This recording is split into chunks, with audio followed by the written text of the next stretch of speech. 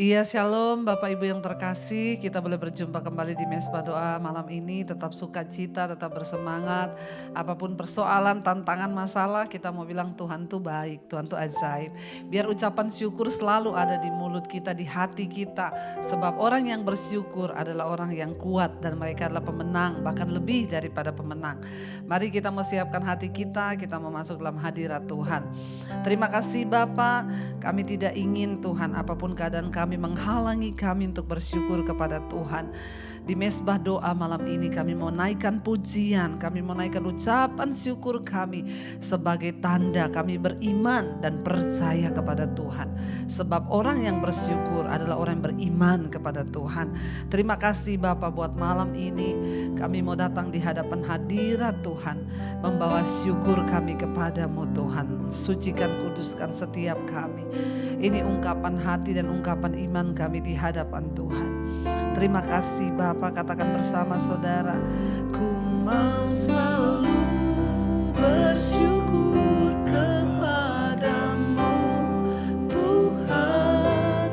Anugerah-Mu mempesona kami Tuhan, mempesonaku selalu dan selalu, selalu dan selalu. Kau angkat hatiku, Kau membuat kami berharga di mata-Mu Tuhan, di mata-Mu. Ku mau selalu bersyukur kepadamu Tuhan. Anugerah-Mu mempesona kami Tuhan, mempesonaku selalu dan selalu, selalu dan selalu. Kau angkat hati, Kau membuatku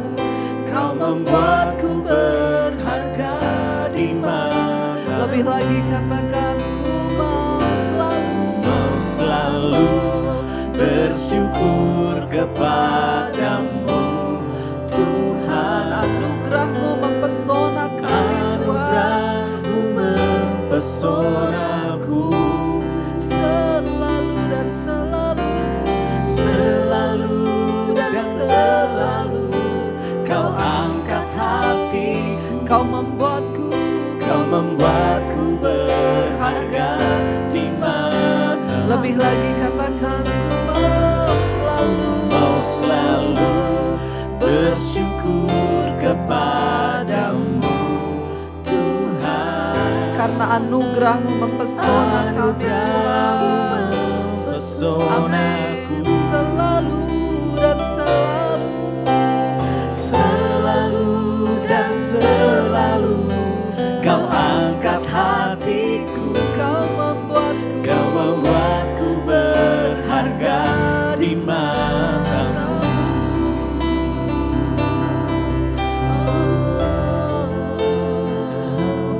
Karena itu kami mau selalu bersyukur padamu. Apapun keadaanmu malam ini saudara, jangan pernah berhenti bersyukur. Jangan pernah berhenti bersyukur. Jangan pernah berhenti bernyanyi, naikkan pujian penyembahanmu. Sebab orang yang percaya, orang yang beriman, mereka akan bersyukur kepada Tuhan. Daud berkata, aku akan bersyukur lagi kepadamu ya Tuhan. Naikkan syukurmu. Katakan terima kasih Tuhan, terima kasih. Ini ucapan syukur kami. Kami mau bersyukur. Mari sambil angkat tanganmu katakan di hadapan Tuhan. Ku mau selalu bersyukur kepadamu Tuhan. Sebab anugerah-Mu mempesona di hidup kami Tuhan. Selalu dan selalu, selalu dan selalu. Kau angkat hatiku, Kau membuatku berharga di mata. Ku mau selalu bersyukur. Kami mau mau bersyukur kepadamu Tuhan, karena anugerah-Mu mempesonaku selalu, selalu dan selalu. Kau angkat hatiku, Kau membuatku berharga di mata-Mu. Tuhan, kami berharga di mata-Mu Tuhan. Terima syukur, terima kasih Bapa, hanya bagimu. Tuhan, ini setiap kami datang berendek diri di hadapan Engkau. Ini setiap keberadaan kami di hadapan Engkau Tuhan.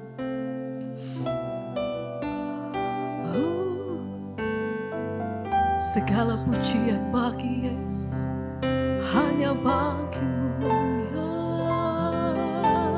Tuhan. Bagimu Tuhan, bagimu Tuhan seluruh hidupku. Pakailah Tuhan bagi kemuliaan-Mu. Genapi seluruh rencana-Mu sampai bumi penuh kemuliaan. Bagimu Tuhan, bagimu Tuhan seluruh. Ini setiap hati kami, ini setiap kami Tuhan. Kami datang di hadapan Engkau bagi kemuliaan-Mu. Kami menyerahkan seluruh kehidupan kami di hadapan Engkau. Tuhan yang berdaulat penuh atas setiap hidup kami. Haleluya. Sampai bumi penuh kemuliaan-Mu Tuhan. Bagimu Tuhan seluruh hidupku. Pakailah Tuhan bagi kemuliaan-Mu.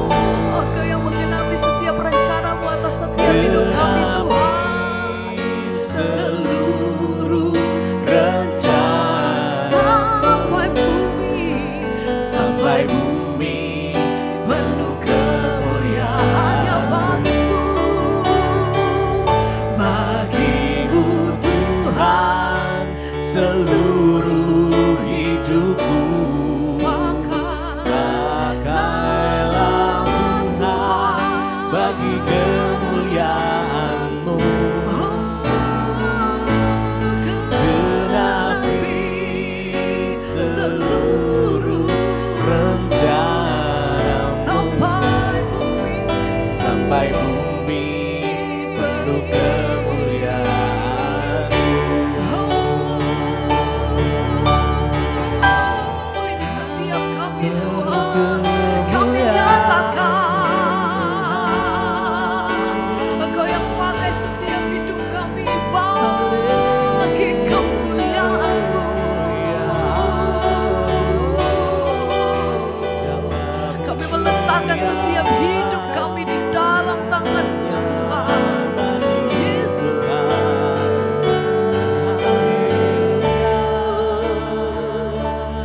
Hanya bagimu. Terima kasih, terima kasih. Senang hati kami katakan, bagimu Tuhan seluruh hidupku. Pakailah Tuhan bagi kemuliaan-Mu.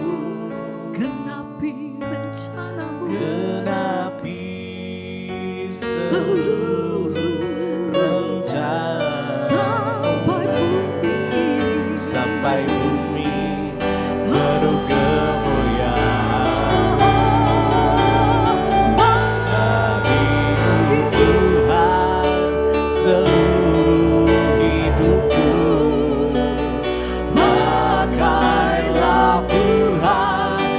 bagi kemuliaan-Mu. Genapi seluruh rencana-Mu sampai bumi penuh kemuliaan-Mu.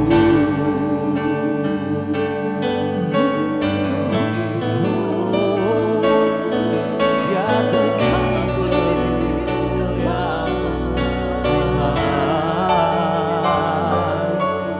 Haleluya.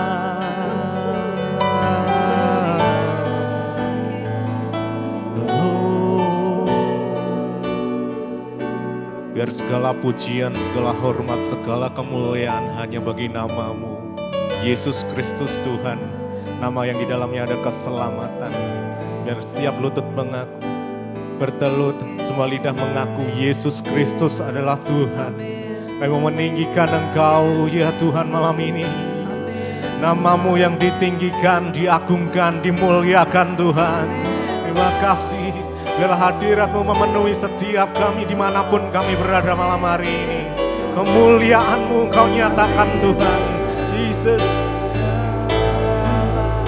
Kemuliaan hanya bagi Tuhan.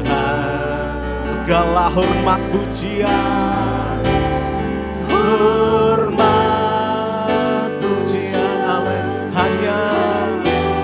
bagi Tuhan. Kuasa dan kemuliaan, kuasa dan kemuliaan hanya bagi-Mu ya Tuhan. Bagi Tuhan segala kemuliaan,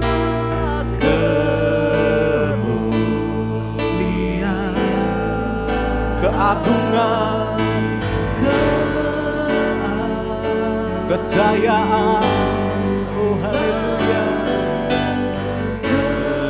kejayaan hanya bagi Yesus, bagi Tuhan segala kemuliaan, kemuliaan hanya bagi-Mu ya Tuhan. Bagi Tuhan segala hormat, yes. Pujian hanya bagi-Mu ya Tuhan. Tuhan segala kemuliaan dan kemuliaan hanya bagi-Mu, bagi Tuhan segala kemuliaan,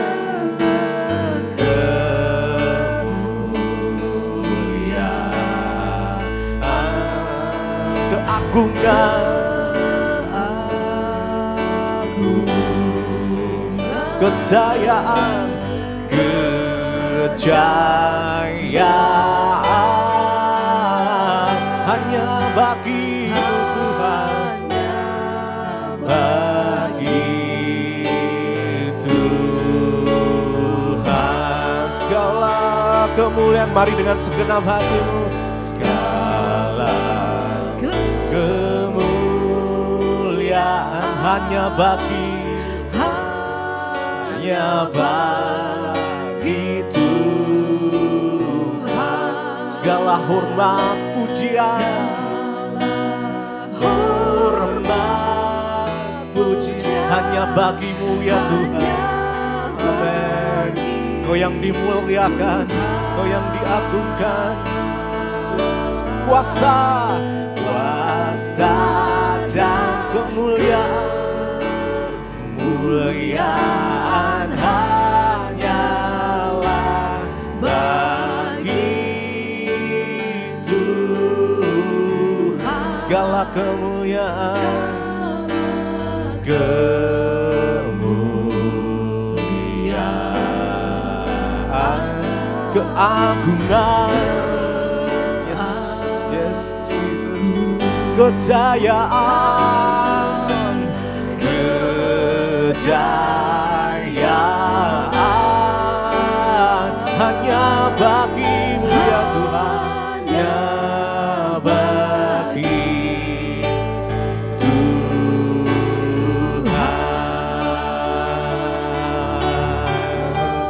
segala pujian dan hormat hanya bagimu ya Tuhan, segala kemuliaan, keagungan. Sebab itu kami menyembah-Mu Tuhan, sebab itu kami memuliakan nama-Mu. Terima kasih Bapa. Kami tahu segala perkara yang terjadi di hidup kami untuk kemuliaan-Mu Bapa. Biarlah hidup kami terus memuliakan nama Tuhan. Sebab itu apapun yang sedang kami alami, baik itu kesedihan, baik itu sukacita, duka cita, biarlah semua itu boleh mempermuliakan nama Tuhan. Sebab kami tahu bahwa Tuhan turut bekerja dalam segala perkara untuk kebaikan dan untuk kemuliaan hormat bagi nama-Mu di hidup kami. Karena itu Bapa, kami buka setiap hati kami malam ini untuk mendengarkan firman Tuhan.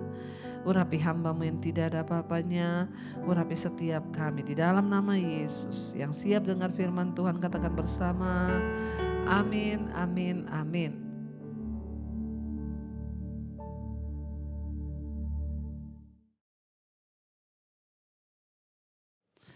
Iya baik saudara, kita akan melanjutkan bacaan firman Tuhan malam hari ini. Namun sebelumnya kita akan saya akan bacakan kesaksian yang sudah masuk untuk menguatkan iman percaya kita kepada Tuhan.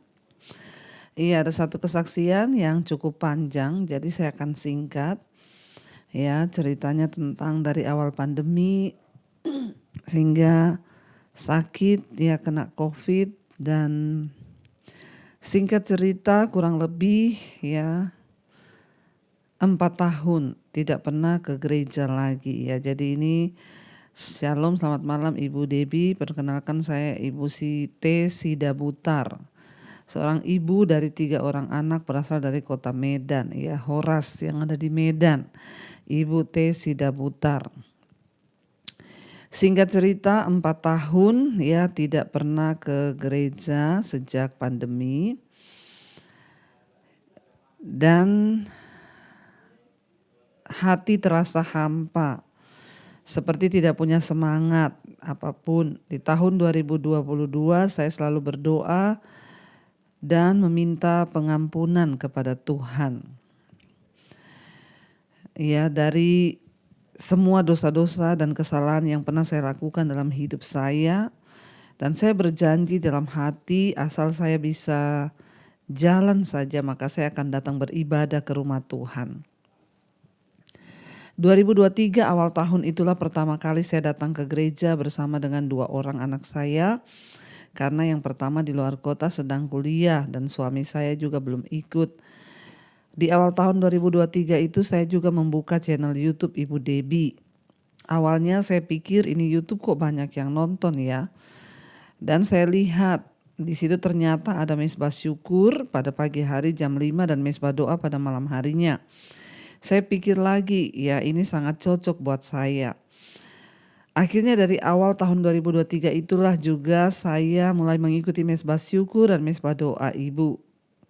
Walaupun kesembuhan belum saya terima secara keseluruhan, tapi saya yakin saya pasti akan disembuhkan Tuhan. Ya, oleh Tuhan Yesus ya. Puji Tuhan, pujian, penyembahan dan khotbah-khotbah Ibu tiap pagi dan malam hari di mesbah doa dan juga mesbah syukur membuat hati saya sangat damai. Juga semua khotbah-khotbah Ibu sangat banyak merubah karakter saya. Amin. Saya biasanya sering emosi dengan anak-anak dan juga suami saya karena beban hidup yang sangat berat. Tapi setelah mendengarkan khotbah-khotbah ibu, saya meminta maaf pada anak-anak saya juga kepada suami saya. Saya ini juga banyak menyimpan kepahitan yang sudah lama terhadap mertua dan suami saya. Namun setelah mendengarkan khotbah ibu, hati saya diubahkan oleh Tuhan. Dan akhirnya saya pun bisa melepaskan pengampunan terhadap mertua saya yang sudah 20 tahun ya kepahitan. Walaupun semua orang melihatnya mungkin baik-baik saja. Ya, mertua saya bukannya kejam, tapi seringkali ya saya sakit hati ya dengan sikapnya. Selama 20 tahun menyimpan kepahitan, saudara bayangkan ya. Dan di penghujung usianya, puji Tuhan malahan mertua saya sendiri meminta untuk saya yang merawat dia di rumah kontrakan kami. Kurang lebih 6 bulan mertua saya bolak-balik ke rumah sakit, dan setelah pulang dari rumah sakit balik lagi ke rumah kontrakan kami yang sangat sempit. Selama di rumah saya selalu memandikannya dengan tangan saya sendiri, walaupun saya seringkali merasa sesak ya karena jantung ya dan sering merasa cepat capek. Tapi dalam hati saya selalu berdoa, saya bilang Tuhan kuatkan saya Tuhan.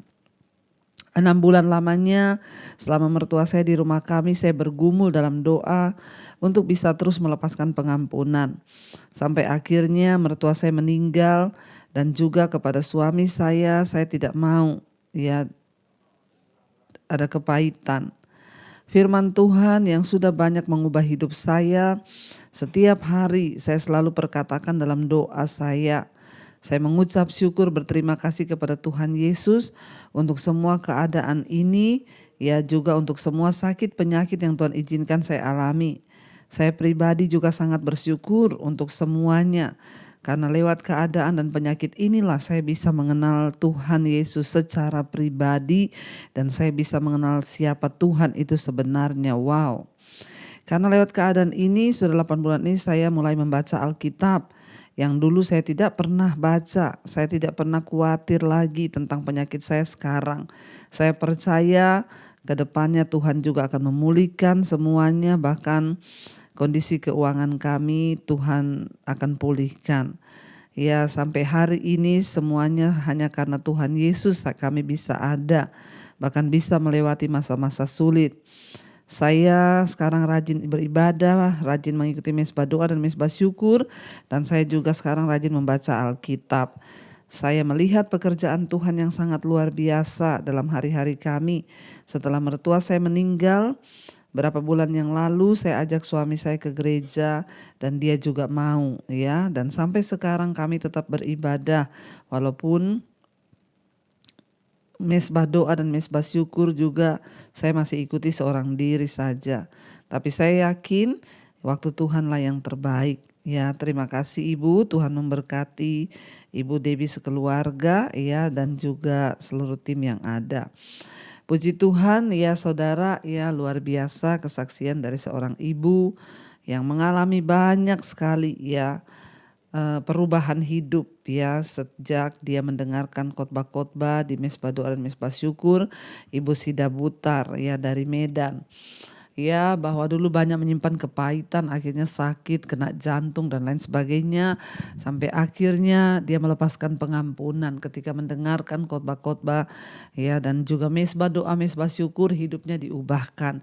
Itu adalah mujizat yang terbesar dan yang utama ya ketika kita ini menjadi pelaku firman, melepaskan pengampunan sehingga Tuhan menyembuhkan. Bahkan di akhir hidup mertuanya itu minta dirawat oleh ibu ya, dan luar biasa sekalipun ibu sendiri juga sedang bergumul dengan sakit penyakit ibu, tapi ibu merawat mertua ya dan ibu terus menjadi pelaku firman. Hari ini dipulihkan Tuhan, suami sudah mau diajak ke gereja ya karena dia melihat perubahan ibu.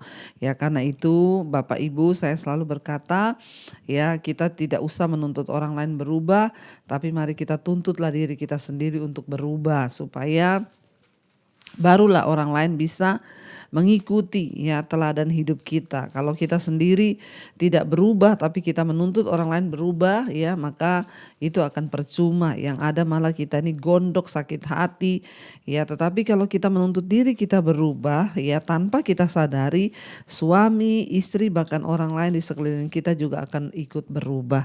Terima kasih Ibu buat kesaksian yang luar biasa. Kita terus berdoa ya agar Ibu terus mengalami pemulihan demi pemulihan dari Tuhan dan akan mengalami banyak mujizat demi mujizat. Iya, kita akan lanjutkan sekarang pembacaan firman Tuhan. Kemarin kita sudah membaca perkataan Daud yang terakhir, 2 Samuel pasal 23. Hari ini ayat yang ke-8. Judul perikopnya adalah pahlawan-pahlawan Daud. Ya, 2 Samuel 23 ayat yang ke-8. Inilah nama para pahlawan yang mengiringi Daud: Isabaal, orang Hakmoni, kepala Triwira. Ia mengayunkan tombaknya melawan 800 orang yang tertikam mati dalam satu pertempuran. Dan sesudah dia ada Eliezer anak Dodo, anak seorang Ahohi. Ia termasuk ketiga pahlawan itu. Ia ada bersama-sama Daud ketika mereka mengolok-ngolok orang Filistin yang telah berkumpul di sana untuk berperang.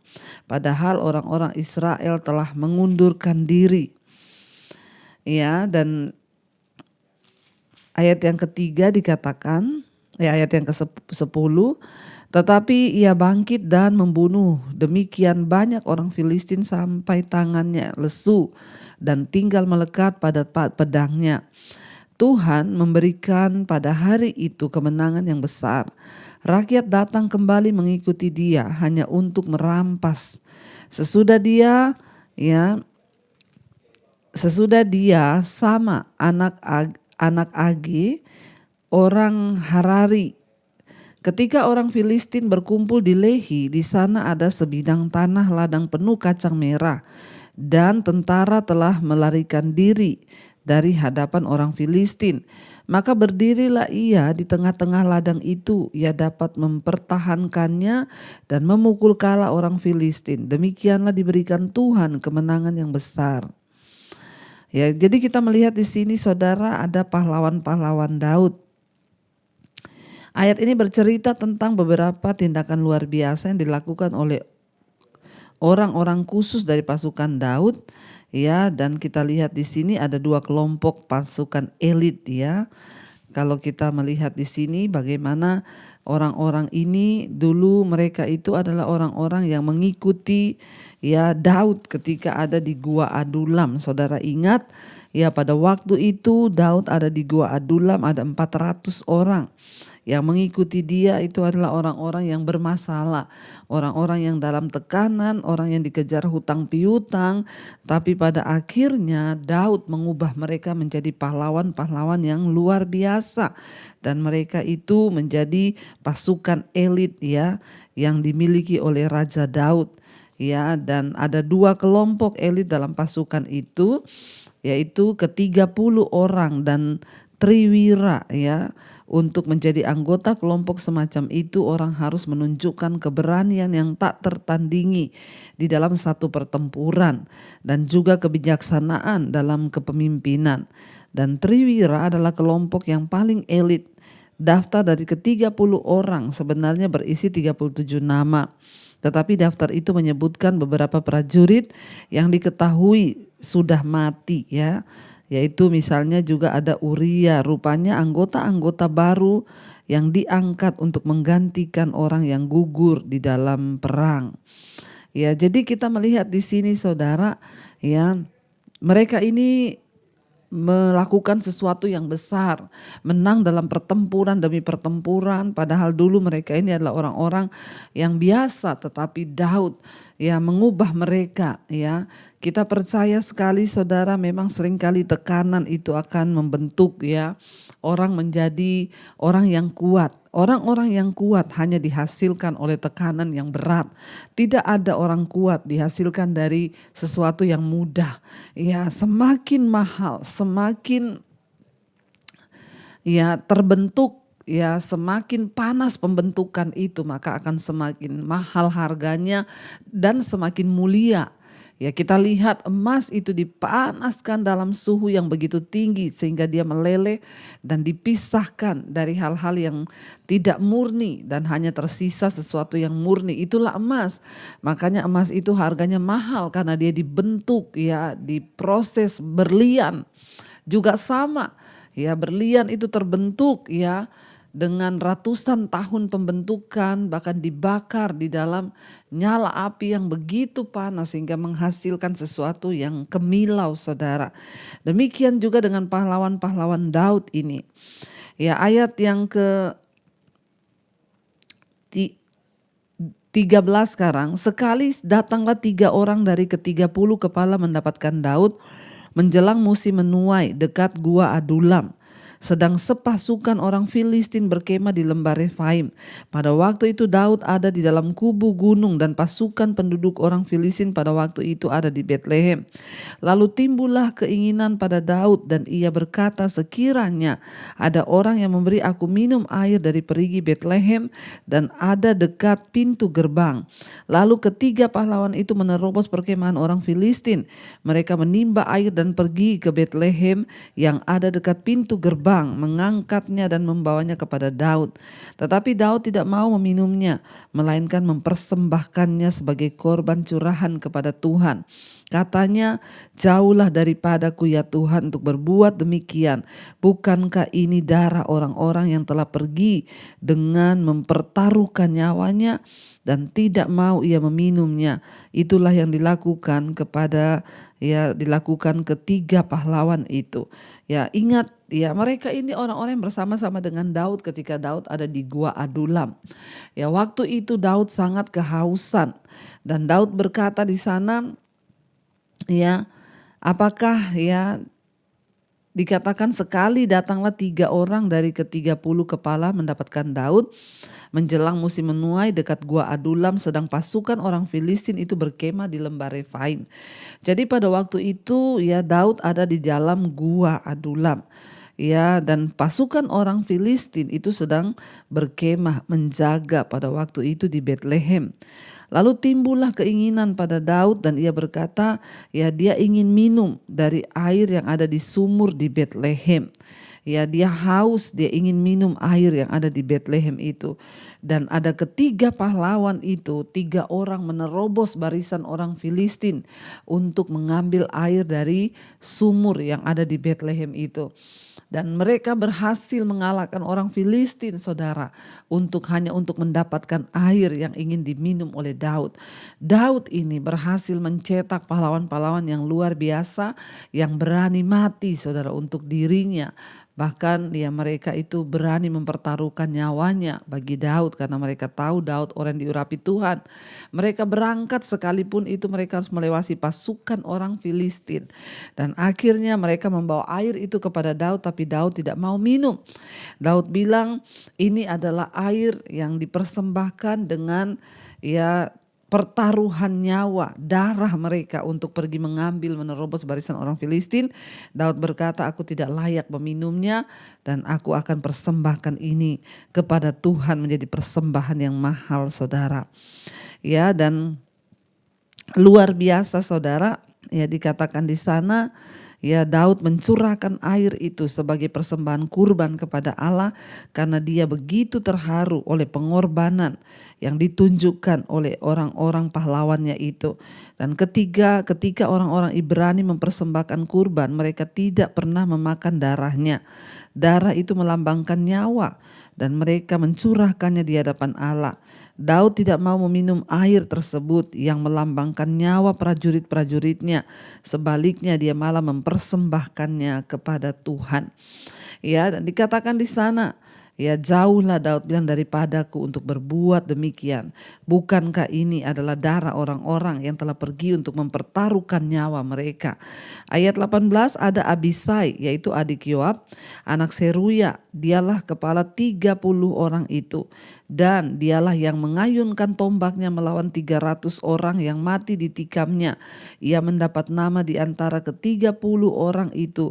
Bukankah ia yang paling dihormati di antara ke-30 orang itu?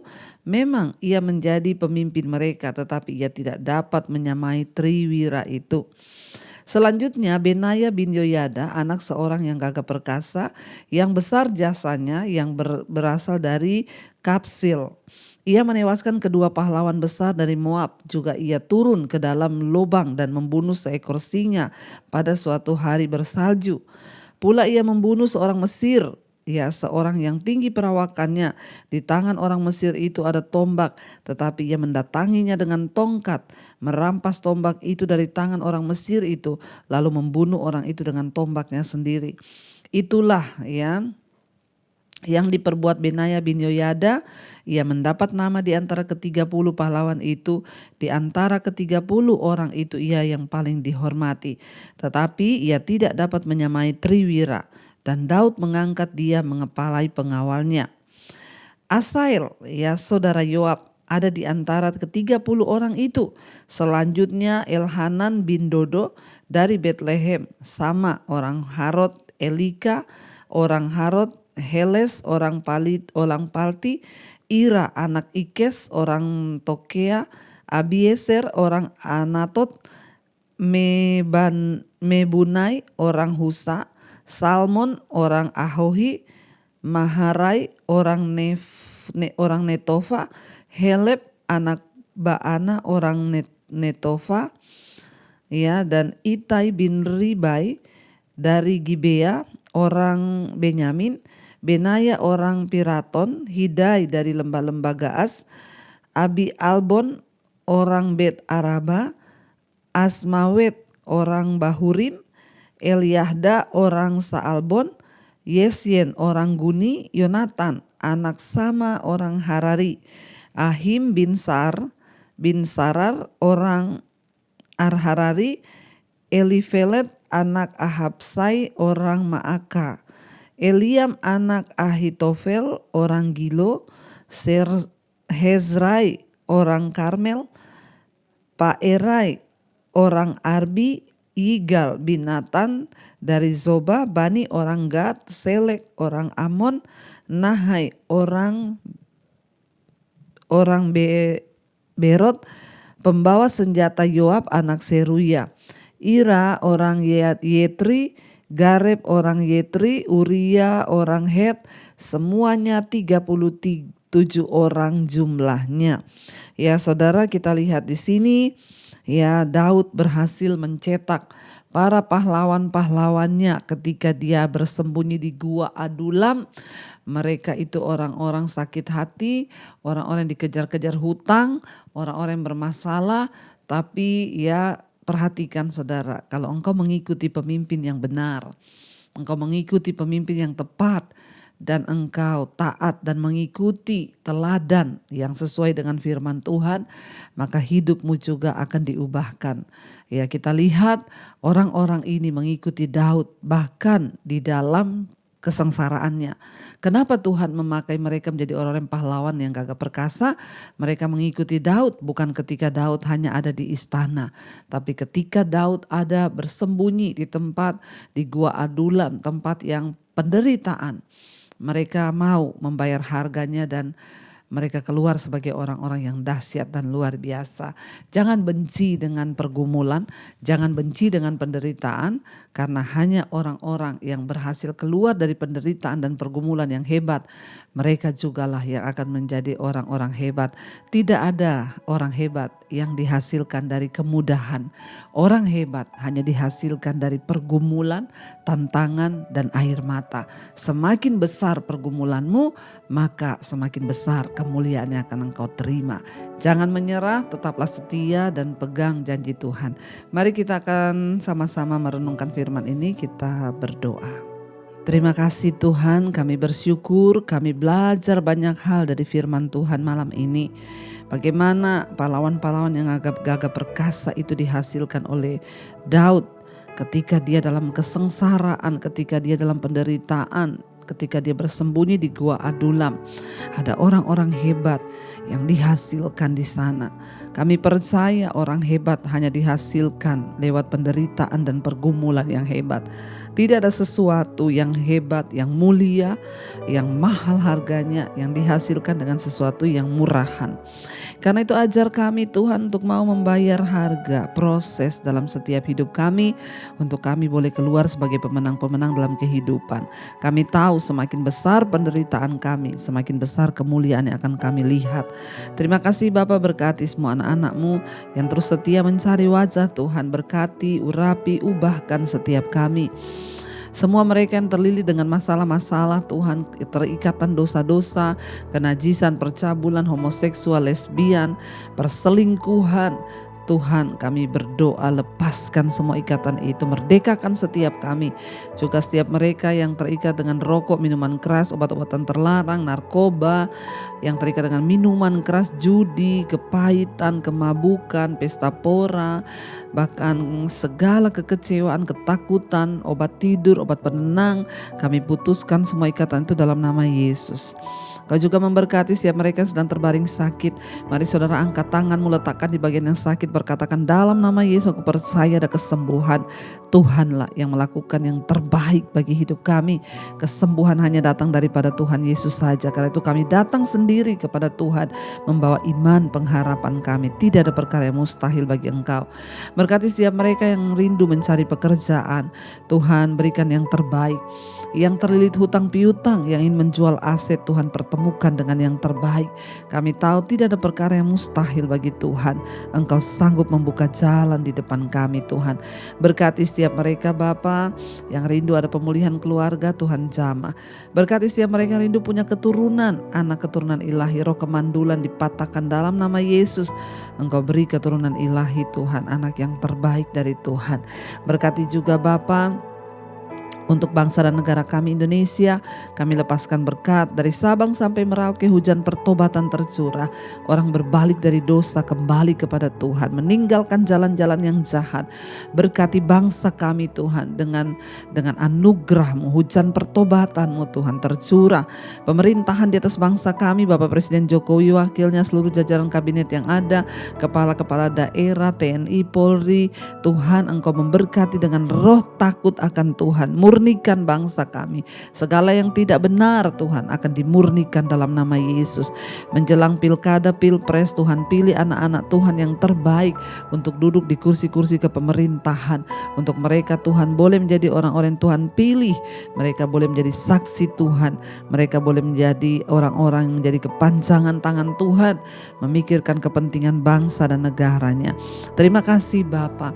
Engkau juga memberkati semua negara-negara bangsa-bangsa di 5 benua, Asia, Afrika, Amerika, Eropa, Australia.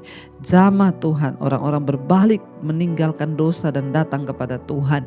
Terima kasih Bapa, biarlah berkat-Mu tercurah atas kehidupan setiap kami malam ini. Mari buka hati dan tangan-Mu, saudara, terimalah kiranya berkat, rahmat, anugerah dari Allah Bapa, cinta kasih Tuhan Yesus Kristus, penyertaan Allah Roh Kudus melimpah atas hidup kita mulai hari ini bahkan sampai kali yang kedua. Tuhan Yesus datang kembali menjemput setiap kita. Nama kita tercatat di dalam kitab kehidupan. Dalam nama Tuhan Yesus yang percaya diberkati Tuhan, katakan bersama, amin, amin, amin. Tuhan Yesus memberkati, shalom dan Immanuel saudara.